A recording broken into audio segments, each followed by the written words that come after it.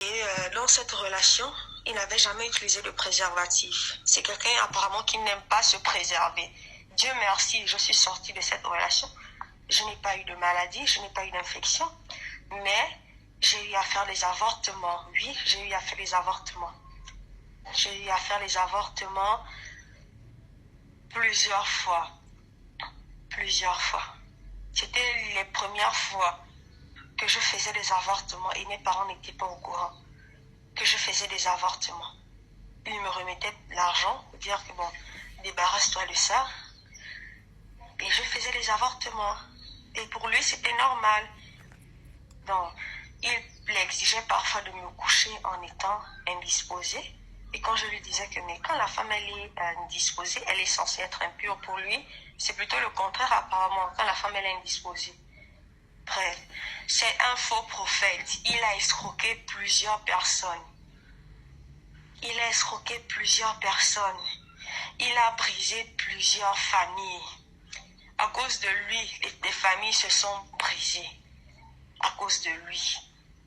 Il n'a pas été visité par Dieu. Ses enseignements, il les tire de la morgue. Parce qu'il est membre de la morgue.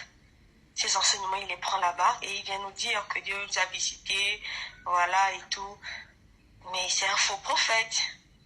C'est un faux prophète, vu que jusqu'à maintenant, comme je disais dans ma première note, il continue à faire son désordre, il continue à coucher les jeunes filles. Et dans tout ça, monsieur ne se préserve pas.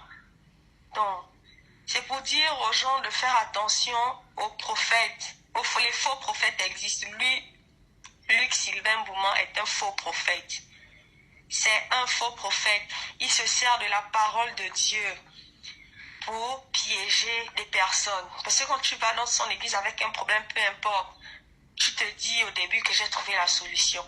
Et au fur et à mesure, tu te rends compte que, mais non, je suis dans quoi et il est trop tard. Quand il a fini de briser, il a fini de te briser. Il vient maintenant te relever pour te montrer que non, voilà, je suis celui dont tu as besoin.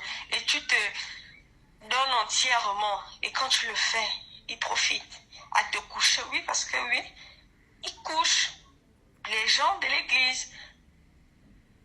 Donc, j'espère vraiment que ça va s'arrêter, qu'il pourra arrêter ce désordre-là, parce que c'est la réputation de l'église qui est en jeu. C'est un faux prophète. Son église est située au PK7, en face de la station. C'est en étage. Donc, pour dire aussi aux parents d'être un peu plus regardants.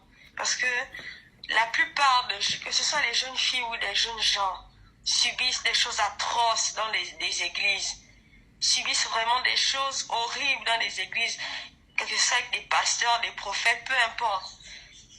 Ils subissent des choses atroces dans les églises. Faites attention à vos enfants, faites attention à vous. Les prédateurs sexuels existent. Oui, lui c'est un prédateur sexuel. Parce qu'il était capable de coucher le matin, dès en après-midi, c'est le soir. C'est comme ça c'était comme ça. Mais Dieu merci, nous avons pu sortir de là. Le Seigneur nous a restaurés au fur et à mesure. On s'en remet. Merci.